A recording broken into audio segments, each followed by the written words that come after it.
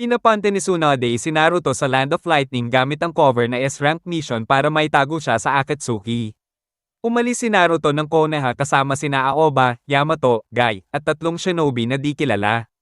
Pero na-delay sila sa pantalan dahil may balita na may halimaw na umatake sa mga barko, kaya takot na yung mga tao magliyag. Nang sumubok si Gai at Aoba na ayusin ang problema, na-encounter nila ang galit na higanteng Marlin at isang mangingisda na si Yusuke. Sabi ni Yusuke, matagal na yung Marlin sa dagat nila. Mga 15 taon na, at ito raw ang pumatay sa tatay niya, kaya gusto niyang makaganti. Para matulungan siya, gumawa si Yamato ng bangka at pamingwit gamit ang wood release, tapos si Gai ang nagsagwan gamit ang 8 gates para makasabay sa bilis ng Marlin. Napagod at natalo din ni Yusuke yung Marlin, at feeling niya tapos na yung paghihiganti niya. Nagtataka yung mga Jonin kung bakit hindi nawawala yung Marlin kahit sabi-sabi summon lang siya noon pang 3rd Shinobi World War. Napansin ni Naruto na may Fume Shuriken na nakabaon malapit sa ulo ng Marlin. At nung binunot niya ito, biglang nawala ang sakit ng Marlin at nagdispel pa uwi. Nakabalik sa normal ang mga tao sa pantalan, pwede na ulit silang magliyag. Habang papunta si Naruto sa Land of Lightning, kumaway siya ng palm kay Yusuke. Habang nasa biyahe sina Naruto, Yamato, Gai, at Aoba, tumigil sila sa isang isla para magpahinga dahil grabe ang hilo nila sa biyahe sa dagat. Doon, nagulat sila kasi nakita nila sina Sakura, Ino, at Choji na nandoon din. May mission kasi sila na maghanap ng mga halamang gamot, utos ni Tsunade bilang paghahanda sa paparating na gera. Pero may ibang ninja rin mula sa Beniso Island na nag-iipon din ng halamang gamot. Halos inubos na nila lahat ng tanim sa isla kasi balak nilang ibenta para may pondo ang kanilang village. Sa isang eksena sa loob ng kuweba sa isla, nagkaroon ng gulo pero sinagip ni Naruto ang mga ninja mula sa Beniso. Tapos, inoffer niya na libre na lang ang tulong nila. Dahil doon, natouch ang mga taga-Beniso at bilang pasasalamat, binigay nila ang kalahati ng mga nakuha nilang halamang gamot sa Konoha. Habang papunta sila sa Land of Lightning, sumasakay sina Naruto, Aoba, Gai, at Yamato sa isang barko na palubog sa makapal na fog. Para hindi mabagot, nagkwento si Yamato ng mga horror stories kina Naruto at Aoba na hindi trip ni Naruto. Isa sa mga kwento ay tungkol sa isang barkong puno ng multo ang crew, lumalabas lang daw to kapag may makapal na fog at laging may mga uwak na sumusunod dito. Pagkatapos ng kwento, sinabihan ni Yamato si Naruto na hindi totoo ang mga ghost ship. Pero ilang saglit lang, may biglang lumitaw na barkong parang abandonado at eksaktong kapareho ng description ng ghost ship sa kwento. Sumakay sina Yamato, Aoba, at Naruto sa barko para imbestigahan. Doon, nakita ni Naruto ang isang batang lalaki na ang pangalan ay Hisako. Sabi ni Hisako, mag-isa na lang siya sa barko at siya ang nag-aalaga nito. Dati raw siyang crew ng barko pero pinatay ng isang halimaw na tinawag niyang Giant Corpse Crab ang buong crew. Bigla na lang umatake ang halimaw at nadakip si Yamato. Sinabi ni Naruto kay Aoba na sabihan si Gai at ang ibang tao sa barko. Nakipagtulungan si Naruto kay Hisako para labanan ang halimaw. Natalo nila ang Skeleton Crab. Pagkatapos ng laban, sinabi ni Hisako na isa pala siyang multo. Nung unang umatake ang halimaw, sinabi raw ng kapitan sa kanya na bata pa siya kaya dapat niyang iligtas ang sarili niya. Simula noon, hindi na siya matahimik dahil may guilt siya na pinabayaan ang mga kasamahan niya. Nung natalo ang halimaw, nawala na ang guilt niya at ang ibang kaluluwa ng crew. Umalis na rin ang barko na totoo ngang isang ghost ship. Habang papunta sila sa Land of Lightning sakay ng barko, biglang inatake sila Naruto, Uzumaki at ang tropa ng mga pirata na gustong palubugin ang barko at pagnakawan ang mga gamit sa loob. Buti na lang mabilis mag-isip si Yamato at may sensor-type shinobi na nakaramdam agad ng panganib kaya naisalba ang barko. Nakadaong sila sa isang underground na kuweba. Doon, natuklasan nila ang isang libingan at isang journal na nagsasabi ng kwento ng mga taga-isla na pinahirapan ng halimaw na si Gat-Ero at ng mga alipores niya. Pagkarinig nito, nagalit si Naruto at nangakong babawi para sa mga namatay. Nag-isip siya ng matalinong plano para makatakas mula sa higanteng geyser na kinulong sila. Gamit ang plano ni Naruto, nakatakas ang mga shinobi ng Konoha at ang mga tripulante sa isla. Napwesto nila si Gat-Ero at ang mga kasama niya, game over ang mga kontrabida. Habang papunta sila sa Land of Lightning, biglang sinunggaban ng dambuhalang ibon si Gai at dinukot. Hinabol siya ng team hanggang sa makarating sila sa isang island na may bulkan. Pagdating doon, napansin ni Aoba ang isang misteryosang babae na nakasilip kaya sinundan niya ito, habang sina Yamato at Naruto naman ang naghanap kay Gai. Habang naghahanap, naligaw sila Naruto at Yamato sa mga higanteng hayop kasama na ang ibon na dumukot kay Gai. Sa wakas, nakita nila ang pugad ng ibon at nakita nila si Guy, hindi pala siya tinorture. Kundi inatas ang magbantay ng mga sisiw ng ibon, parang instant babysitter. Samantala, habang sinusundan ni Aoba yung babae, nalaman niyang yung mga hayop sa island ay pinalaki para maging summon ng mga ninja at parte ng research para gumawa ng ultimate summoning beast. Sinundan pa niya ang babae hanggang sa loob ng bulkan at nakita niya ang isang dambuhalang halimaw na natutulog sa isang abandonadong research lab. Ginamit niya ang psycho mind transmission at nalaman niyang sobrang up ng halimaw kaya hindi na siya nakulong at kinain niya lahat ng summon at researcher bago siya natulog.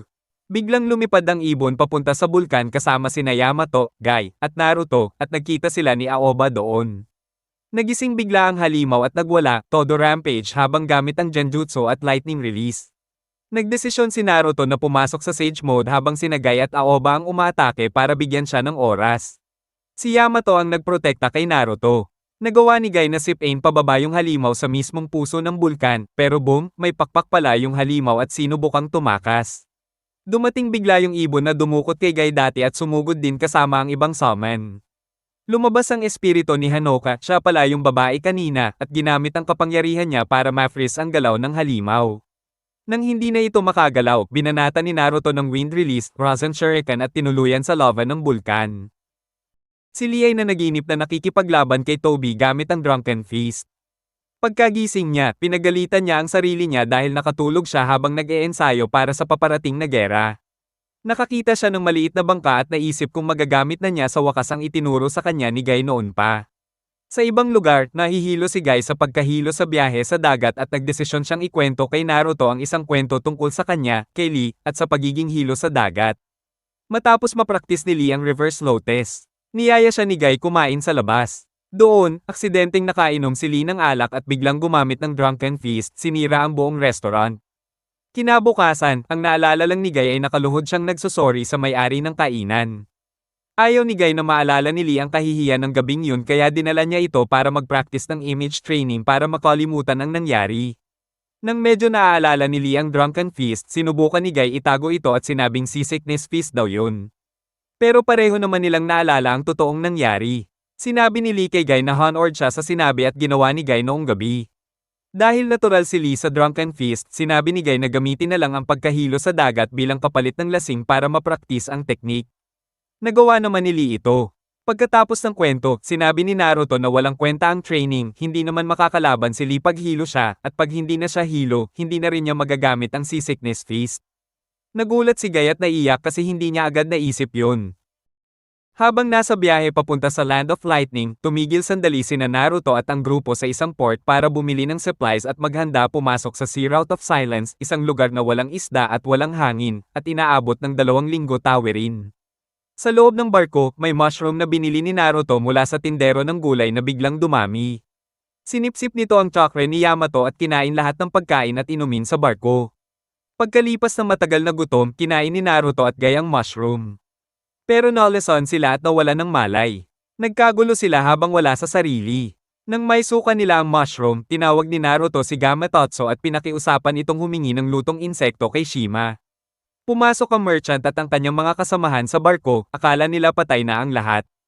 Pero tinambakan sila ng mga shinobi ng Konoha at pinatali sa isang maliit na bangka, pinabalik sa Sea Route of Silence na ang tanging pagkain ay ang bulok na mushroom. Paglabas nila sa ruta, nagsimulang magsuka ulit si Guy sa hilo sa dagat. Habang unti-unting gumaling si Yamato sa pagkakasakit. Matapos nilang malampasan ang isang bagyo, 4 sa shadow clones ni Naruto ang nagrebelde, kinidnap siya, at kinontrol ang barko, pinilit ang crew na huminto sa isang isla. Plano ng mga clones na patayin si Naruto, pero nagising siya at na-realize na panaginip lang pala ito ng isa sa mga clones niya. Nangyari ito dahil may isang shadow clone na nadaspel matapos siyang iligtas mula sa nahuhulog na puli ng lubid at bumalik ang mga alaala nito sa totoong Naruto. Doon niya naintindihan ang halaga ng kanyang mga clone, kaya pinalaya niya silang lahat. Nagsimulang makaramdam ng pressure si Shikamaru sa responsibilidad ng pagprotekta sa buhay ng mga kaibigan niya para sa nalalapit na 4th Shinobi World War. Para mapagan ang utak niya, pinadala siya ni Shikako kasama si Tenten sa isang misyon papuntang Makuzo Island para kumuha ng mga supply. Pagdating nila sa isla, nagkita sila ng grupo ni Naruto. Pagkaalis nila, unti-unting lumapot ang fog sa paligid, tapos paulit-ulit nilang nadadaanan ang mga batuhan, malalaking bato, at mga whirlpool. Narealize ni Shikamaru na paikat-ikot lang pala ang barko nila sa loob ng bay. Kaya sinabi niya kina Naruto at iba pa na dumiretso na lang at hayaang lamunin ng whirlpool. Nung nakita ng mga kriminal na wasak ang barko, agad silang pumunta sa lugar para nakawan ito. Pero nakaimbak pala sa scroll ni Tenten yung barko, kaya pagkababa nila, sabay-sabay nilang pinatumba ang mga kriminal. Sa isang meeting ng Hyuga clan, si Neji ang na-appoint bilang commander ng clan para sa frontlines ng paparating na gyera. Marami sa mga miyembro ang nagulat. Naalala ni Hinata ang mga panahon na nag-e-ensayo sila ni Neji. Maya-maya, nakipagkita siya kay Kurenai at sinabi ni Shikamaru na siya at ilang miyembro ng Konoha 11 ay nakita si Naruto mula nang umalis ito sa village. Sinabi rin niya na hinahanap siya ni Tsunade. Umasa si Hinata na baka may mission siyang ibibigay ni Tsunade para makita niya si Naruto. Kaya agad siyang naghanap, pero nadismaya siya. Si Hinata, kasama ang ibang babae ng Konoha 11 at si Shiho, ay inimbitahan ni Tenten para sa girls' night out sa Yakiniku-kyu. Si Choji, na medyo nasad kasi hindi siya invited, gumawa ng sarili niyang boys' night out sa parehong lugar. Habang kumakain, nagkwentuhan ng dalawang grupo tungkol kay Naruto at mga nangyari noong una nilang Chunin exams. Sumali rin sa mga babae si Shizune at si Tsunade na medyo lasing na. Sinubukan ni Tsunade humingi ng sorry kay Hinata sa pag-ignore sa kanya kanina. Pero sabi ni Hinata ay ayos lang dahil alam niya ang dapat niyang gawin. Habang tumatawid sila sa parte ng kanilang ruta na sakop ng Land of Water, may nakasalubong silang impostor na nagpapanggap na si Naruto. Siya at ang kasama niya ay nagpapanggap na kriminal at bayani, sabi nila talo nila si Naruto na sumikat dahil sa laban niya kay Pain para makuha ang atensyon ng mga tao bago ang paparating na digmaan. Pero mabilis siyang natalo ni Naruto. May mga mercenary ninja na umatake sa impostor na Naruto kasi inakala nila na missing ninja para makuha ang reward. Tumawag si Iggy ng tulong sa grupo ni Naruto pero kailangan nilang magmadaling pumunta sa Land of Lightning. Sinubukan ni Iggy na ipagtanggol si Bana mag-isa. Dahil nanatili ang grupo ni Naruto para makita ang gagawin ni Iggy, tumulong sila para talunin ang mga mercenary ninja at pagkatapos ay nagpatuloy sa kanilang biyahe. Nag-e-ensayo si Konohamaru, Udon, at Mogi para maghanda sa 4th Shinobi World War, at si Konohamaru ay pinapaganda ang kanyang bagong teknik na fire release, ash pile burning. Tinanong nila si Sakura kung paano sila makakatulong sa digmaan, kaya pinapadala sila magdala at mag-ayos ng mga kahon. Gusto ni Konohamaru ng mas importanteng gawain kaya umalis siya kasama ang kanyang team na nagrereklamo. Nilapitan nila si Shikamaru na tinanong si Konohamaru kung sino ang hari na kailangan niyang protektahan. Sakay sinulat ang kanji ng hari sa bato na hugis shogi piece at ibinigay sa kanya. Punta si Konohamaru kay Tsunade para humingi ng permiso na sumama sa frontlines pero diretso siyang tinanggihan at pinalayas. Napansin ng Team Abiso si Temari na dumating para maghatid ng mensahe mula sa Suna at para alamin ang kalagayan ng Konoha pagkatapos ng pag-atake ni Pain. Nakipaglaban si Konohamaru kay Temari, ipinakilala ang sarili at sinabi na siya ang paboritong estudyante ni Naruto. Pero ginamit ni Temari ang sickle whistle technique para mabilis na wasakin ang ash pile burning at multiple shadow clone technique ni Konohamaru. Ininsulto ni Temari si Naruto kaya nagalit si Konohamaru at nilusob siya gamit ang Rasengan. Naalerto si Shikamaru mula kay Mogi at Udon kaya ginamit niya ang shadow sewing technique para iligtas si Temari mula sa Rasengan. Nagulat si Temari na na-master ni Konohamaru ang malakas na teknik na iyon at sinabi na magiging magaling siyang shinobi balang araw at iuulat niya kay Gaara ang bagong henerasyon ng Konoha. Sinabi naman ni Mogi kay Konohamaru na bilang mga genin, ang tungkulin nila ay protektahan ng mga bata at matatanda sa nayon. Narealize ni Konohamaru na sila ang hari na kailangan niyang protektahan at sinabi kay Shikamaru na balang araw lalaban siya kay Naruto para sa titulo ng Hokage. Iniulat ni Shikamaru ang kinalabasan ng laban kay Tsunade na naalala ang kanyang nakababatang kapatid na si Noaki na sobrang kapareho ni Konohamaru, pareho silang nagproklama na magiging Hokage balang araw na poprotekta sa Konoha bilang mga apo ng dating Hokage. At nagtataka si Tsunade kung ano na kaya ang ginagawa ni Naruto ngayon. Gusto ni Kokuyo na maging asawa ni Shizuka para siya ang mamuno sa Nijika Village. Sinubukan niyang talunin siya gamit ang puppet pero winasak ito ni Shizuka gamit ang Nijika-style hardliner revolving cut. Nakita ang laban ni Naruto at Shizuka ng katulong ni Shizuka na si Takiwa. Napansin ni Takiwa ang forehead protector ni Naruto at nalaman niyang taga-Konoha siya. Tinanong niya kung narinig ni Naruto si Jiraiya, ang legendary Sannin, at kung may mga estudyante ito. Sinabi ni Naruto ang tungkol sa kapalaran ni Jiraiya at na siya ang estudyante nito. Nagulat si Naruto nang sabihin ni Takiwa na kailangan niyang makipaglaban at magpakasal kay Shizuka. Ipinaliwanag niya na ang baryo ay matrilineal at ang batas ay nagsasabing kailangang magpakasal ang kunoichi sa lalaking tinalo sila para magkaroon ng tamang asawa. Bumalik si Naruto kay Guy, Aoba, at Yamato, at sinabi nila na huwag siyang makialam sa mga gawain ng baryo dahil nagpunta lang sila para mag-stock ng gamit. Nang gabi, nakita ni Naruto si Takiwa na naghihintay sa labas ng bahay nila. Sinabi ni Takiwa kung paano nilabanan ng dating leader ng baryo si Jiraiya para sa kamay ni Shizuka. Pero pinahinto ni Jiraiya ang laban at nangako na ipagpapatuloy ng kanilang mga estudyante ang laban balang araw. Ipinaliwanag din ni Takiwa na dati, may kasintahan si Shizuka na si Sagiri, isang mangangalakal na hindi pinaniniwalaan ng baryo na karapat-dapat maging asawa ng leader. Nang misteryosong namatay si Sagiri sa isang aksidente na pinaniniwala ang ginawa ng mga matatanda sa baryo, isinara ni Shizuka ang puso niya at nagpa siya na hindi na muling magmahal. Kinabukasan, umalis ang 4 na shinobi ng Konoha papuntang Land of Lightning, hindi nila alam na ang Naruto sa grupo ay isang shadow clone lang. Huminto si Naruto para makausap si Shizuka, pero gusto lang nitong lumaban. Gumamit si Takiwa ng Earth Release, Iron Fist Prison para gumawa ng arena para sa laban nila. Gamit ang Neijika-style Deep Crimson Dance performance, nagtapon si Shizuka ng maraming kanay kay Naruto na iniiwasan niya lahat. Pinuri niya ang galing ni Naruto sa liksi at ginamit ang dance performance, second step para maghagis ng mas maraming kanay. Gumawa si Naruto ng maraming shadow clones para makaiwas, pero ginamit ni Shizuka ang Violent Whirlwind para mawala lahat ng clones. Nang makita niyang isang Naruto na lang ang natira, sumugod siya gamit ang Neijika-style Hardliner Gale Fist, pero shadow clone pala iyon. Ang tunay na Naruto ay pumasok sa likod niya at winakasan ang laban.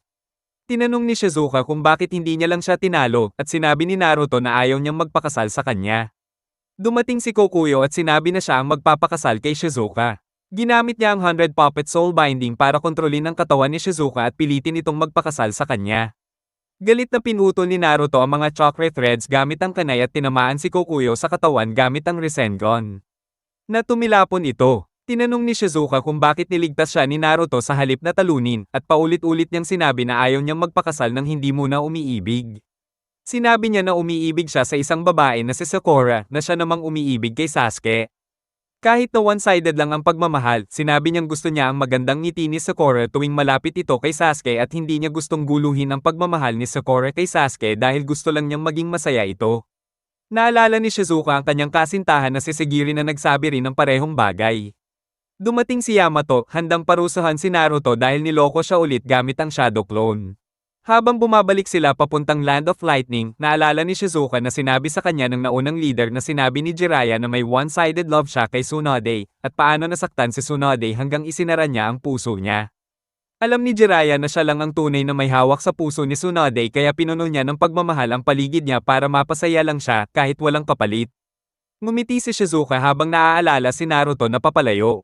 May isang ladybug na lumabas sa barko ni Naruto na nagpapaalala sa kanya ng isang insect user na hindi niya matandaan ang pangalan.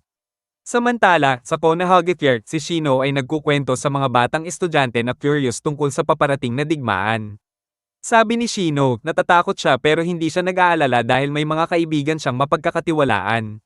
Kinuwento ni Shino ang isang mission nung siya ay genin pa, kung saan ang Team 8 ay pinapadala para hulihin ang isang bandido. Hindi naging successful ang mission sa simula dahil natalo si Shino sa close combat taijutsu ni Suika. Kasi hindi sanay ang insect user sa ganong laban. Pinatawa rin siya ni Suika at tinawag na mahina, binash pa yung paggamit niya ng insekto sa laban. Nasaktan ng pride ni Shino kaya nag-lockdown siya sa bahay.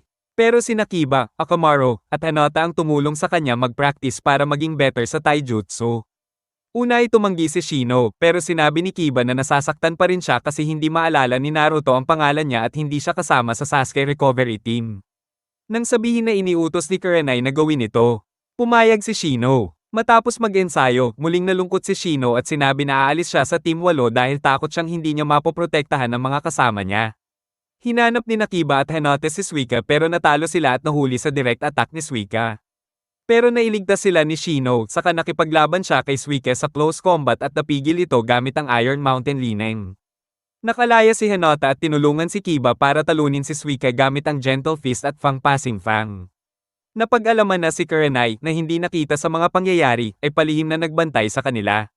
Habang nagpapahinga sa hot spring sina Kurenai at Hinata, natarante si Kiba nang makita niyang nagbukas ang pores ni Shino at lumabas ang Kakaitsu sa tubig.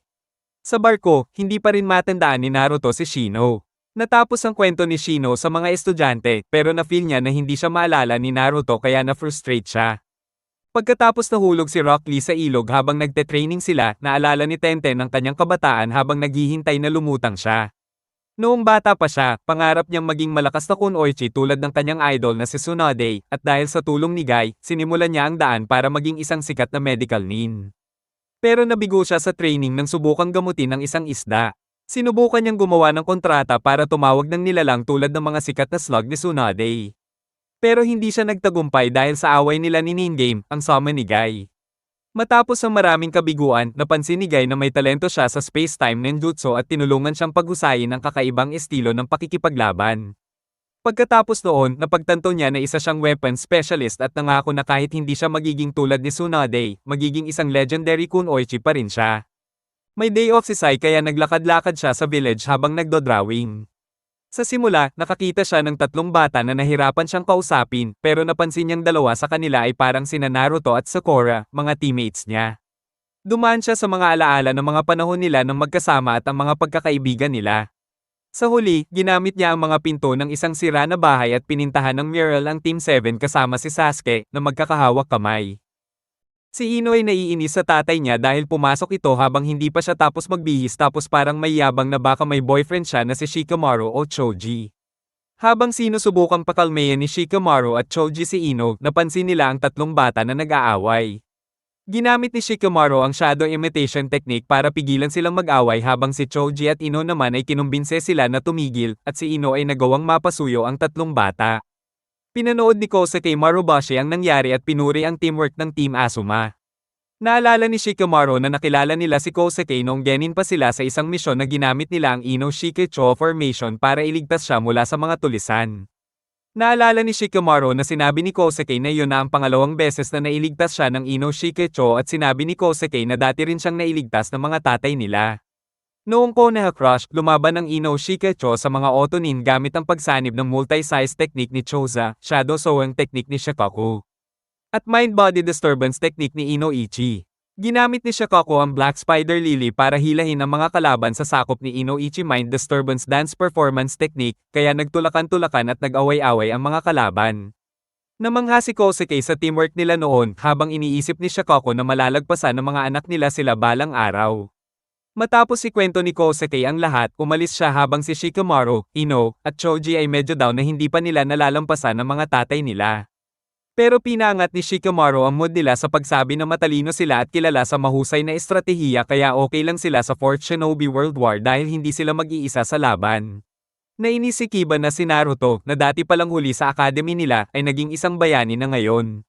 Pinagsabihan siya ng nanay niyang si Sum at ng kasama niyang si Shino, kaya nagdesisyong mag-ensayo para maging mas malakas. Hinanap niya si Kakashi, ang nag-iisang Jonin Sensei na available, at humingi ng tulong sa training. Pero tinawag ni Kakashi ang kanyang mga ninken para tulungan si Kiba at si Akamaru sa pagsasanay. Sa simula, sumuko si Kiba nung natalo siya ng mga aso, pero dinala siya ni Akamaru sa isang puno sa village kung saan nakita niyang nilampasan na ni Naruto ang record niya sa bilis nung bata pa sila na nagtatakbuhan para sa candy. Nagbalik ang determinasyon ni Kiba, hiniling niya ang rematch sa mga aso at nagtagumpay siyang makuha ang scroll. Pagkatapos nito, dali-dali siyang tumakbo papunta sa puno at nagtala ng bagong record, sabi niyang hindi siya susuko kailanman. Sa Konoha Gakure, habang nakikipagkita si Kakashi kay Tsunade tungkol sa paparating na digmaan, nakatanggap siya ng emergency messenger na pagong mula kay Guy na may SOS na mensahe, kaya agad siyang pumunta para alamin kung ano ang nangyari. Sa barko, naalala ni Guy nung nagsimula silang maging karibal ni Kakashi at ang dami nilang labanan mula noon. Nang gabing yon, nagtipon ng mga Jonin kung saan sinabi ni Yamato ang isang chismis tungkol sa isang shinobi na kaya hindi lang kopyahin ang hitsura ng iba, pati ang chakra nila. Dumating si Kakashi sa barko at tinawag si Guy. Hindi alam ni Guy na siya mismo ang nagpadala ng SOS, kaya inisip niyang ang nasa harap niya ay isa sa mga impostor na binanggit ni Yamato. Dahil dito, inatake ni Guy si Kakashi at kalaunan sina Aoba at Yamato na sumuporta kay Kakashi.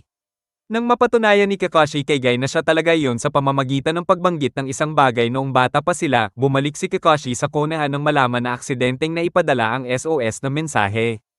Habang papunta sa pagkikita ng mga mensahero mula sa Iwagakure, nagdesisyong unahin ni Chojuro ang sarili niya dahil mabagal ang biyahe at alam niyang naghahanap ng ganti si Ganryo. Huminto si Naruto at grupo niya sa isa sa mga maliliit na isla malapit sa Land of Water para mag-stock bago diretsong pumunta sa Land of Lightning. Umalis si Naruto para kumain ng ramen. Pinadala ng Tsuchikage si Akatsuchi sa parehong isla para magkita sila ni Chojuro at sumama si Koretsuchi. Habang naghihintay, inatake sila ng grupo ng ninja mula Kurigakure na pinamumunuan ni Ganryo. Nagkaroon ng laban, nasaktan si Akatsuchi, pero pumagitna si Naruto at Chojuro para itigil ang laban. Inutusan ni Chojuro si Ganryo at ang kanyang grupo na umatras dahil nilalabag nila ang utos ng Mizukage. Umalis ang grupo, at nagtalo si Koretsuchi kay Chojuro para gamutin si Akatsuchi, pero sinabi nito na kailangan nilang maghintay ng medical nin. Ipinaliwanag ni Chojuro na ang mga iyon ay mga ninja na laban sa Allied Shinobi Forces. At si Ganryo lang ang nakaligtas sa Tragedy of Yasuga Pass. Umalis si Koretsuchi para patayin si Ganryo bago pa siya makapatay sa kanya. Pinigilan ni Naruto si Koretsuchi na patayin si Ganryo, sinabing magdudulot lang ito ng gulo at galit na walang katapusan. Sinubukan ni Koretsuchi na atakihin si Ganryo gamit ang espada, pero hinarang ni Naruto gamit ang katawan niya. Pumayag si Ganryo na hayaang si Naruto ang magdala ng kapayapaan. Dumating si Chojuro kasama ang ibang ninja ng Kiri at sinabi kay Ganryo na sumuko. At sumuko ito. Sinabi ni Chojuro na ang mensahero ng Iwa ay pinadala mismo ng Tsuchikage para humingi ng sorry sa Tragedy of Yasuga Pass at ibalik ang personal na gamit ng isa sa mga kasama ni Ganryo na namatay. Sinabi rin ni Chojuro na hindi hahatulan ng bitay si Ganryo. Sinabi ni Akatsuchi kay Koretsuchi na magbabayad lang ang Kiri ng utang pusong pabor sa Iwa sa hinaharap. Masaya dahil natapos na ang alitan ng Iwa at Kiri, dali-daling umalis si Naruto nang hindi nagpapakilala sa iba. Pagdating nila kasama si Yamato at ang iba, naghihintay sila ng bagong barko papuntang isla sa Land of Lightning.